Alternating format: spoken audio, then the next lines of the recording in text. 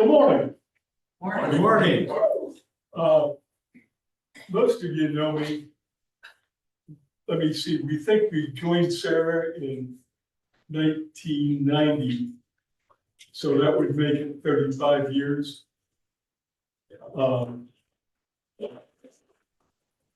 That's Bruce and I, Charles Osborne, up on the screen, and several others. Anyway, I was president 3 times, vice president a couple of times, treasurer once. Anything that nobody wanted to do, I got stuck doing. And when the club got in financial trouble, they yelled at me to come back and straighten it out. So, my background is from Jersey. I'm Irish. I have a horrible disposition, so just absolutely perfect for the job. I don't believe in taking prisoners, so that was my key to success. I got interested in STEM 13, 14 years ago. Professor of astronomy at Georgia Tech came to me and said, "Hey, Tom, I got a project you might be interested in." I said, "Oh, what's that?" He said, "I want to put a telescope on Maui with the Air Force." I said, "Okay, what do you want me to do?" He said, "I want you to design it." I said, "Okay, I can do that." I had just finished the design for a very rich gentleman who had built a building at the Georgia Tech campus with his name on it, and had an observatory down in Florida. So it was not a big deal to me. So we chatted about it, put it together. How much money do you have? Unfortunately, as an engineer, I'm not a real good businessman. So I spent all the money. I didn't save anything. But that was okay, because now I had a new toy to play with, and I could do my astronomy in the morning. But we'll talk about that later. From there, I've given this presentation several times, and in Georgia, there's something called Tech Fest, and there's a couple of other things like that that are where they bring speakers in and talk. But having dealings with Georgia Tech and being what's called a research associate there, I noticed that many, if not most of the grad students were not native English speakers.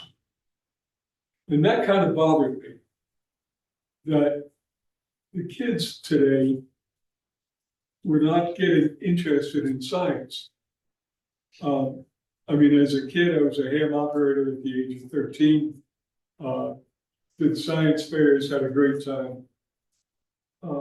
But today I wasn't seeing that. So I said, maybe there's something I can do to help out. So I got involved instead. And what is it? It was introduced in 2001 by NSF, National Science Foundation.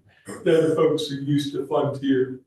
And it's really getting kids interested in exploring science, technology, engineering, and math. Now, they've added arts to it. So now the acronyms changed slightly. So that's really the purpose of what they're trying to do. The slide kind of falls off here. So it's teaching critical thinking, problem solving. These are things that typically you weren't getting in the typical grammar school, high school. How to work as a team. Most of the work that I did in high school, grammar school, was all by myself. We didn't work together as teams, except in sports. Adaptability, creativity, digital, it's a big thing now. Every kid has got a cell phone, but do they know what's behind it? No. Even at Georgia Tech, when you ask an EE student what a vacuum tube is, you get a deer in the headlights look. They have no idea what a vacuum tube is. Most of the EE students don't know what a transistor is. They may know by the name MOSFET or ICs, but it's kind of interesting to see how much that technology was lost. So the other thing is teaching the kids through real world experience. Now, GTRI, Georgia Tech Research Institute, has a program for inner city kids in Atlanta. Inner city kids in Atlanta are big on drugs, among other things. So they're taking these kids and they're in high school and they're doing projects that are college projects or grad school projects. And Lynn and I sat through a talk on that, and the kids gave it. And it was absolutely amazing what they were able to accomplish. Now, the thing you need to understand is that they're also getting paid. So that gives them some incentive, but inner city kids really don't have a lot of money unless they're finding it in someone else's pocket. So Georgia Tech is doing a lot to sponsor these kinds of activities. So what is STEM? Science, explore the natural world of what's going on out there, technology, the tools that we have. You take a look at the tools that we use today. A number of you folks grew up with the slide rules, never saw a calculator, could do math in your head, addition, subtraction, multiplication, division, without even thinking about it. Most of us can still do that, simply because we never outgrew it. And you look at kids today on the cash register, you give them $5.07, and they're supposed to give you $2 change. They don't know how to do that. They can't figure that out. So I mean, it's amazing skills that have been lost over time. Engineering, the STEM school that I mentor at has built a race car. Sits in the hallway, battery operated race car. They build robotics on the electronics. Teacher has them soldering, building robotics, building a robot that balances itself on two wheels. And this is high school kids. So this stuff is pretty incredible when you watch it. Mathematics, the typical graduate from Paul Duke STEM School has 3 courses in calculus. 1 course in calculus in high school. They come out with 3. 20 of the kids who graduated this year are going to Georgia Tech. 0 to none who went to a normal high school are getting into tech. It's all, even with a 4.0 grade point average, the kids can't get in. They're after the kids in the STEM schools because they're the ones with the expertise that will be able to work through Georgia Tech and graduate. So this has become a huge thing. Georgia has embraced STEM. I can't speak to other states. I know that some others haven't. In Georgia, they're starting it in 1st grade and introducing STEM in 1st grade. Pretty amazing. And they're setting the kids up so they can be successful in STEM careers. Now, you look at a lot of us here in this room, basically, we had STEM careers. I spent my whole life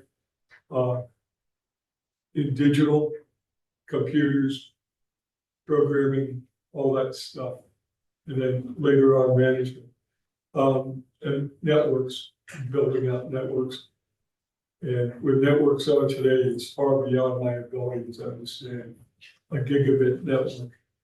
But it's amazing. And these are the things that the kids have to look forward to. So showcasing STEM, getting the kids interested, this is a big thing. And how do we do that? What do we do? Georgia Tech has an astronomy outreach program. And I'm involved with this, or was involved when I could see at night. Looking on top of the building, you see the observatory with a roof. It's got a 20-inch telescope. It's got a 14-inch telescope, a couple of 10-inch telescopes up there. We have the Aloha telescope, which is the one I designed and implemented. Lynn and I went out there last year doing upgrades on Maui. It's on the Space Force. It had been the Air Force. Space Force has taken that over. It's on the Maui Remote Experimental Station. That's where all the small telescopes are, 36 inches, 1 meter or below, for there. They probably have about a dozen telescopes. Those telescopes are used for projects before they moved up on top of the volcano with a big telescope. So it's too expensive. It takes an hour and a half to get up to the telescopes, and an hour and a half to get down, and there's no oxygen. So for those of us that are getting on in years, you do a lot of panting, and they have oxygen on all the staircases. You go up the staircase, you grab oxygen mask. So what we do with the Aloha telescope is we visit to local schools. We do Zoom calls with multiple schools at a time. I typically do that from my office in my home, and I have the kids operate the telescope through my PC. It's pretty amazing. I usually sit there and chew my fingers down to my knuckles, hoping they won't hit something that they shouldn't, but the kids are pretty good. I've had kids in kindergarten operate that telescope. So kids doing that and getting that experience sticks with them, and it's meaningful to them. And that's where you and I come in. We have got skill sets that these kids can use, and we can mentor these kids. We can do it in a number of different ways, but it's key for us, especially those of us who are retired and have time, to go out and do the mentoring and do the work for the kids. I end up getting called to do a lot. This is the Aloha telescope. This is our control room, which is an old guard shack as you come into the Maui Remote Experimental Site. Telescope isn't very big. We started with a 14-inch. The Air Force, or you can say this, Boeing, when they put the mount belongs to the Space Force. The dome is the Space Force. When they put that in, they put it in the center. They didn't off-center it. So the 14-inch telescope with a camera on the back was getting too close to the dome. So we dropped it down to an 11-inch telescope. We replaced the Air Force, now Space Force, with the Georgia Tech scope. We started about 13 years ago. In 2023, we did 4,300 students. We introduced 4,300 students to astronomy. They got to see the moon. They got to move the telescope. They got to move to different objects. They truly get excited with it, as you can well imagine. This was the when we did the inauguration of the telescope. The gentleman, I'm in the red shirt, the gentleman standing behind me, Jim Sell, he's the tech astronomy professor. The gentleman next to me is Tom. He's an engineer that's out there on Maui. The other gentleman is a supervisor for the folks out there who put who put stuff together for the Air Force and our Space Force. Behind him is a Boeing engineer, and the lady was our contact, and she was the STEM person for the Air Force when this was done. The building behind is the officers' quarters. That's where they have their beer. That's now been changed so that the security forces use that as a strike building, and they attack it. So that makes it fun. Yeah. This is another picture. Not sure this picture is legal or not, but schools can sign up for the time. The professor has retired, so up and moved over to Georgia Tech Research Institute. And we have staff over there now that's doing it. So the Astrohaven Dome, and then behind it, you see one of the Space Force telescopes, and there's a number of them scattered around the site. Let's talk about us and what we do. And this is where we can really help out with outreach. How many of you have given talks about SARA or radio astronomy? Yeah, and that's the key. The ham radio clubs are always looking for somebody. You'll find a lot of the schools are looking for someone to talk, and it gives us a great opportunity to introduce radio astronomy, introduce astronomy. And we support astronomy across the world. We've got about 1,200 members on the SARA listserv. Is everyone on the SARA listserv? If not, you should be. We can put the information up there for you. We provide technical assistance for projects, and we have our 2 meetings a year. And that's the 40-foot, if you don't recognize it. We run a grant program. Charles Osborne, myself, Jim Brown are the primary there. We're given $6,000 a year. Unfortunately, we're not spending it all. And we need to do more grants. And the only way we get grants is you help us get kids interested, and we will provide radio telescopes. And honestly, it's to get the kids interested in STEM, get them started. So we offer standing projects. We had several years ago, we had one young gentleman put together a dish, made it fully mechanized, and he was in high school. We had one gal who was in 8th grade talk here several years ago. Remember that, Bruce? I don't remember her name or what she talked about, but we can do the mentoring. We have the skill set, we have the knowledge, and we're across the country and across the world, so we can do a lot. We send a lot of equipment offshore.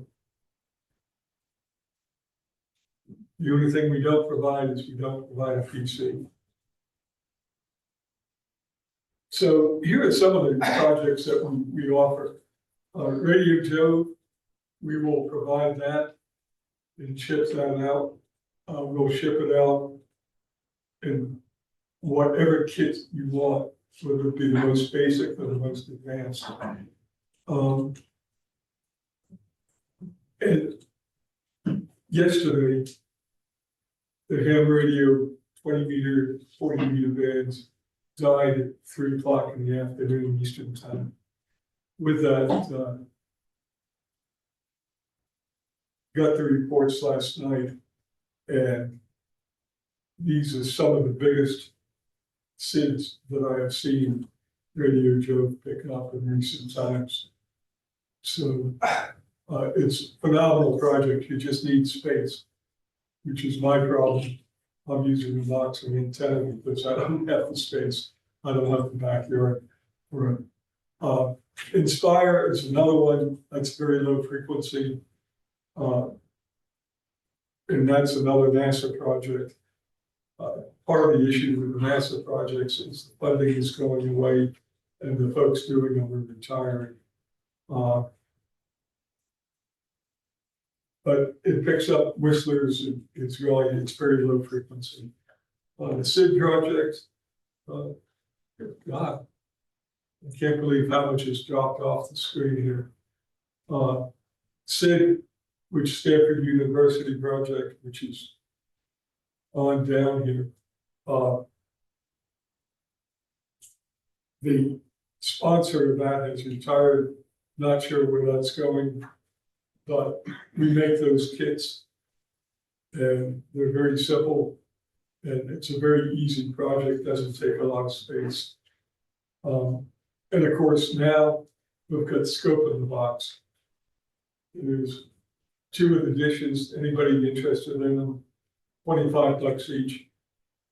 One's 2,400, the other one's 1720. 1720 does a great job at detecting 1420. It's close enough that you don't lose a lot, maybe a couple dB. So those are our grant programs. We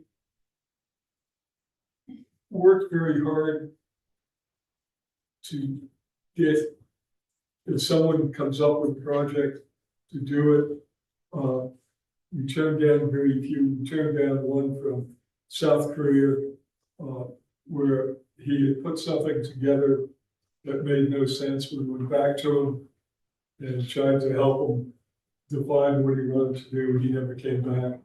The other one was a university out on the West Coast, and they wanted to build an LNA from that covered, I don't know, 10 gig storing down in the HF. It just wasn't feasible to design, and we could send them money to do it, but it was doomed to failure. So we're trying to work with them to get them to something more reasonable that they could design and work. So Charles Osborne has got a lot of expertise in RF, and he will work with guiding folks and how to do projects, how to get things if they want to do something on their own. Some of you may remember Kerry Smith. He asked for $5,000 to build a base for his radio telescope for the college he was working with. That project finally got completed. So you can get more money. You have to just define what it's for. And then I go to the SARA board and ask for more for whatever the project's going to cost. Radio Jove, here we go. This is a great SIG. Scope in the box, $350. We will ship that to basically anyone, anywhere. So it's that's becoming a new hot project. That SID and Radio Joe are the 3 big ones. We did a request for Inspire every 1 or 2 years. So with this, one of the issues that we have is that we asked them to give us a report, progress report, and what they're doing. We're not getting that, so I think what we're going to do on the next one is that one of us will be assigned to stay after whoever it is to make sure that they're getting it done and getting the assistance they need. Paul Duke High School, this is near and dear to my heart. The local astronomy club, radio club, put out a note and said, hey, anybody know anything about radio astronomy? I said, yeah, I do. So we got together. He took me over to Paul Duke, introduced me. So the student at Paul Duke, each student was required, and this is technically in their junior year, I don't know about the other years. But the student wanted to do a project with the radio astronomy, and which is pretty exciting to me. So I was delighted to help out. What do you want to do? She said, well, I'm not sure. And I said, well, how about looking at hydrogen? We'll get you a scope in the box. Here's a paper, fill out the paper, send it in. The committee will review it. Said you got a pretty good chance of getting this, being on the chairman of the committee. So she did, held it out, and we got the project done. It was a little bumpy. That summer, that August, I get an email from her that said, hey, would you like to mentor another student? I said, sure. So mentored that student. Both of the students were published in the SARA journal for their projects. Probably not perfect projects, but not bad for somebody just starting out in the morning. So that student passed me on to another student. Unfortunately, the student this year had a part-time job, was doing other things, and didn't put the effort in. So he was kind of a BSer. So he went to give his oral dissertation. He had prepared 0. So the instructor and I started to put together something for him. And then that night he came back to me and I put together an outline for what he could build from. Then he did his written dissertation, and it was a hodgepodge of random thoughts. So it's just, unfortunately, he never applied himself, and his mark for that showed. But student next year has been lined up, so we'll see how that one goes. But that one I think will be successful. The instructors love me. A lot of the kids in the school know when I come in who I am, say hi to me, thank me for being a mentor. So you get a lot of self-gratification out of working with these kids. I highly recommend it. This is looking at the rotational speed of the galaxy, and the kids did this. It's pretty impressive when you see, with guidance and getting them pointed in the right direction, what they can do, what they can learn, what they can find. You know, EasyRA is not the easiest set of programs to use. And the documentation you find tucked away when it's there. And the kids found it and did a great job going through and getting all this stuff set up. So you don't cut them short.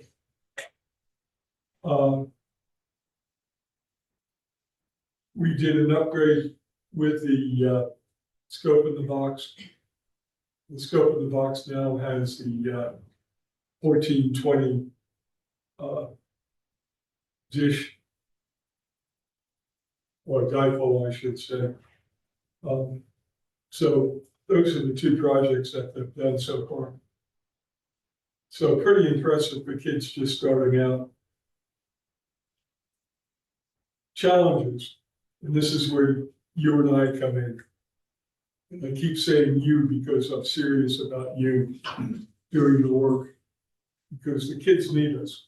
If we're going to keep this country going and keep this country alive, it depends on us to help do the training of the kids. And I'm serious.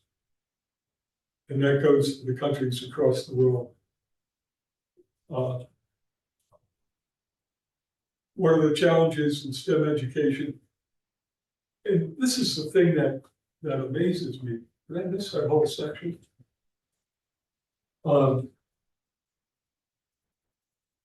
That in Georgia, Gwinnett County, which is the next county to me. They're starting STEM education in the first grade. That's pretty early to start. Now, most of us old folks, our concept of science was what was the difference between anthracite and bituminous coal? Anybody remember that? Yeah. That was our science. You know, you look at science today. Anyone have one of these in their pocket or with them? Yeah, okay. How many devices are inside this? Trillions. It's well into the trillions. That's miniaturization. That's what the kids are facing. They're not dealing with vacuum tubes like we did, or discrete transistors that you could measure and work with. It's completely different. So we need to help them get set for this new world. And that's really our job. The first picture that I put up was of a grammar school, they talked to the astronauts. 14 kids had an opportunity to talk to the astronauts. Now, I have a question that one of the kids asked that kind of stuck with me. How do you do your laundry in space? Anybody know? Don't. Send it back and let it burn up.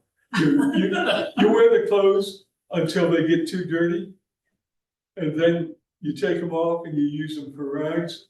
And then you throw them out. So you don't do laundry in space. Can you imagine what you smell like when you come back? I'm sorry. Where's the shower? We, in one session that we did with the grammar school, I've done 2 of the air sessions. I don't know what happened to them, they should have been in there. 2 of the air sessions, and that's where the kids talk to the ISS. And they put together questions. The best questions are chosen, they're shipped up to the ISS, one of the astronauts answers them. And you get some interesting questions and you get great answers. But you get 6 or 7 minutes in that pass. And the kids who get to ask the questions, and that's a contest. It's amazing to see the enthusiasm. And that's going to stay with them the rest of their life. And it's probably going to have an effect on what they're going to do when they grow up. So there's just a phenomenal amount of opportunities out there. Now, I was fortunate. I worked for Boeing Aerospace on the Minuteman ICBM, on the first launch control center in flight to go active. I stayed with them doing training in the Air Force personnel for about a month after, 12 hours a day, 7 days a week. And then I went to IBM, and IBM was great because IBM, every 6 months, gave me a new challenge. And I kept learning and I kept doing different things. And I love that. I'm not one to be able to sit still. So that's it. So what I'm going to leave you with is start thinking about working with the kids. Start thinking about mentoring. Start thinking about helping them out. You've got grandkids, kids, grandkids. Get them interested in radio astronomy. We'll give you a radio telescope, and then you can mentor them. Think about that. Do you know how much money, Sarah? Tom, how much money do we have among friends within $10,000?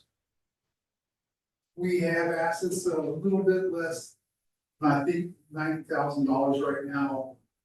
And in another 3 weeks, I'm gonna take what you have to spend with your $6,000, we'll give you a new allotment next year. Yeah. So, I mean, I have tried to talk some people into at least looking at the grants page. Where I've talked with some professional astronomers, professors of astrophysics. And I usually start this by saying, I'm going to make you an offer you can't refuse. I'm part of SARA, and we have this kit. It's what we call a scope in the box, and it's a H1 telescope, and it works, and it can be yours for $350. And if you're really good here, you might be able to write a grant that we'll give you one. Yeah. And I don't know if you had any real fights on that, but other people, actually, one of the people I spoke with on this, he was sufficiently impressed that he told his advisor, he just gave a brand new PhD, he was going to be going to Michigan in the fall as an associate professor.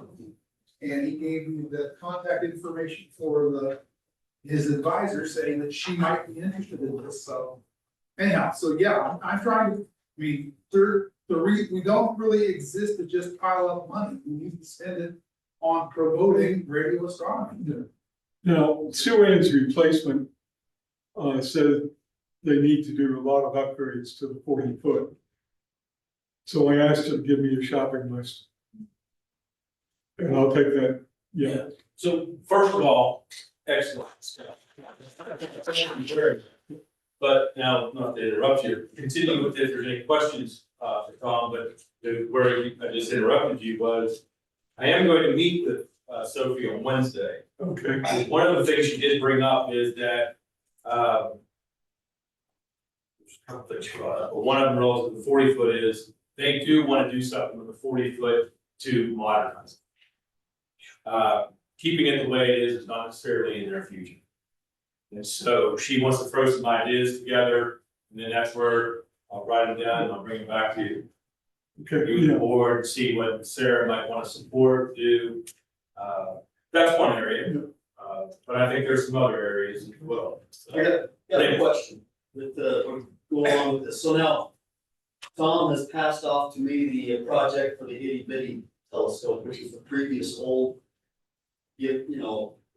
basic idea of learning something. So basically what it does is it takes a TVRO dish or off center feed, and you eventually convert that from the LNB to an audio signal, and you use the same software that's used in the Radio Joe project to get an idea of watching. What you do, you go from you get your hertz down to something that's in audio region, and you can get some idea. So I've got that idea, I've got the project.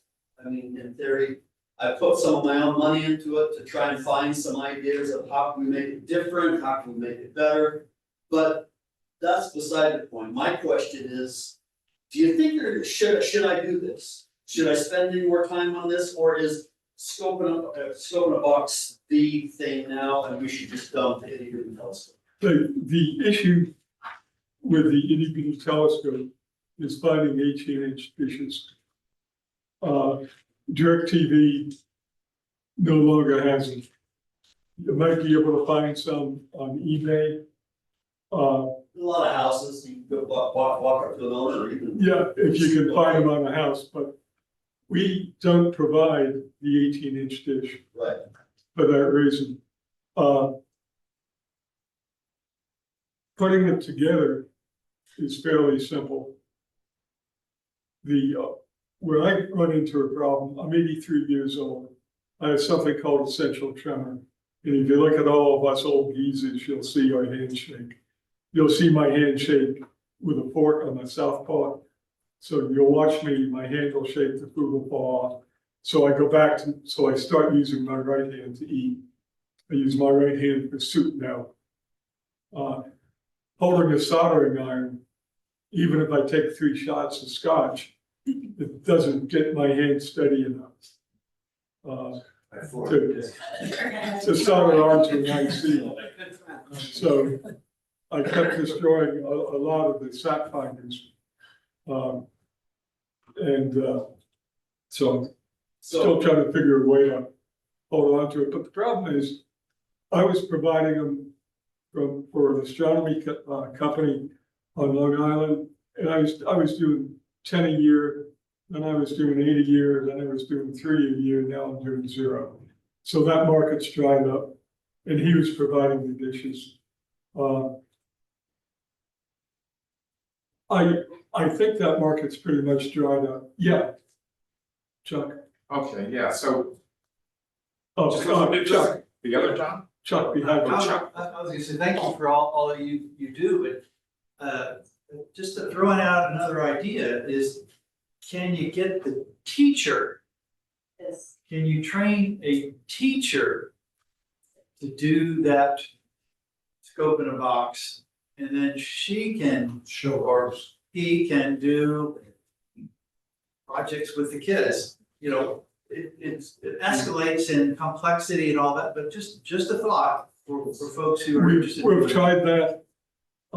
Took us 5 years to get the electronics instructor to okay a technician class course.